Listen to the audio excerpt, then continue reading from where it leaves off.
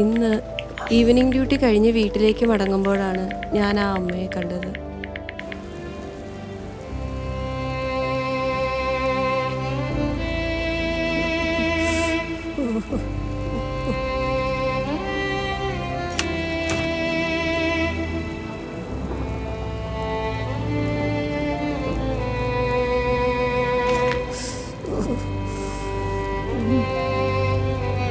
അമ്മേ, മോള് ബസ് സ്റ്റോപ്പിലേക്കാണോ? ആ അമ്മേ. എന്നെയും കൂടി ഒന്ന് കൂട്ടോ? അതിനെന്താ, അമ്മ മരുന്നിന് വന്നതാണോ? വിറയലും തലവേദനയും കൂടിയപ്പോ ആശുപത്രി കാണിക്കാൻ വന്നതാ മോളെ. അമ്മയുടെ പേരെന്താ? കൗസല്യ. അമ്മ എന്താ ചെരുപ്പിടാത്ത? ഒന്നുമില്ല മോളെ, എല്ലാം പോയി. ഒന്ന് ഉരുള് പൊട്ടിയപ്പോ ജീവൻ മാത്രം കൂടെ കൂട്ടി ഓടിയതാ. ചെരുപ്പൊന്നും വാങ്ങാൻ പറ്റിയില്ല. ഒരു മകളുണ്ട്, അവളുടെ വീട് ചുണ്ടേല, അങ്ങോട്ട് പോകുക.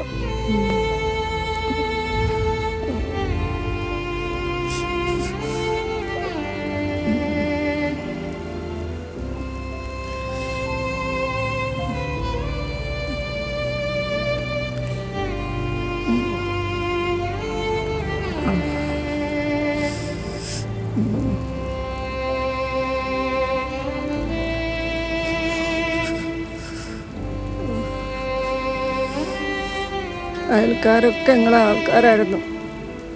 ദുബൈക്കാരൊക്കെ ഉണ്ട്. അവരൊക്കെ ഇപ്പം ജീവിച്ചിരിപ്പുണ്ടോ മരിച്ചോ ഒന്നും അറിയില്ല മോളെ. ഞങ്ങൾക്കെല്ലാം പോയി. ആരുമില്ലാണ്ടായി. ഞങ്ങളുടെ നാടേ പോയി മോളെ. പരസ്പരം സഹായിക്കുന്ന കുറേ മനുഷ്യർ ഒക്കെ പോയി. അമ്മ നിർത്താതെ എന്തൊക്കെയോ പറയുന്നുണ്ടായിരുന്നു. ഞാൻ അമ്മയെ ഒന്നുകൂടെ ചേർത്ത് പിടിച്ചു. അമ്മ ഇനി ഒന്നും ഓർക്കണ്ട, ഓരോന്ന് ചിന്തിച്ച് വെറുതെ പ്രഷറും വിറയലും കൂട്ടണ്ട.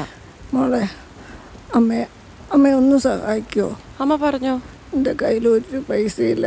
ചുണ്ട വരെ ടിക്കറ്റ് ഒന്ന് എടുക്കുമോ? എൻ്റെ നെഞ്ച് പൊള്ളി. എൻ്റെ വല്യമ്മ മരിക്കുന്ന സമയത്തുള്ള പ്രായമാണ് അമ്മയ്ക്ക്. ഓരോ മക്കളും വല്യമ്മയെ പൊന്നുപോലാ നോക്കിയത്.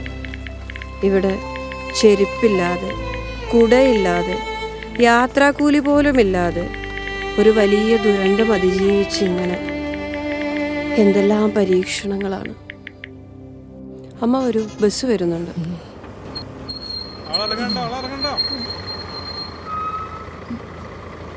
ഒന്ന് പിടിക്കുമോ?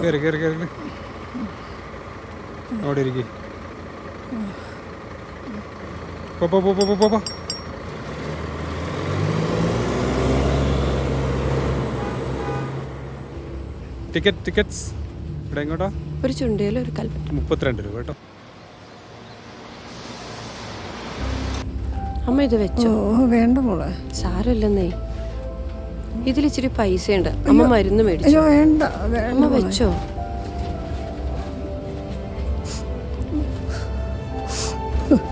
ആരുടെ മുന്നിലും കൈ നീട്ടിട്ട് വന്നിട്ടില്ല. ഇതിപ്പോ എന്തിനാണാവോ ഞങ്ങൾക്ക് ഈ വീട്ടിൽ തന്നത്? അമ്മ വിഷമിക്കാതെ. എല്ലാവരും ഉണ്ടല്ലോ ഞങ്ങളുടെ കൂടെ. അത് മതി. ചുണ്ടൽ ഇറങ്ങാൻ വരട്ടോ. അമ്മ ഇറങ്ങട്ടെ മോളെ. സൂക്ഷിച്ചു. വേറങ്ങി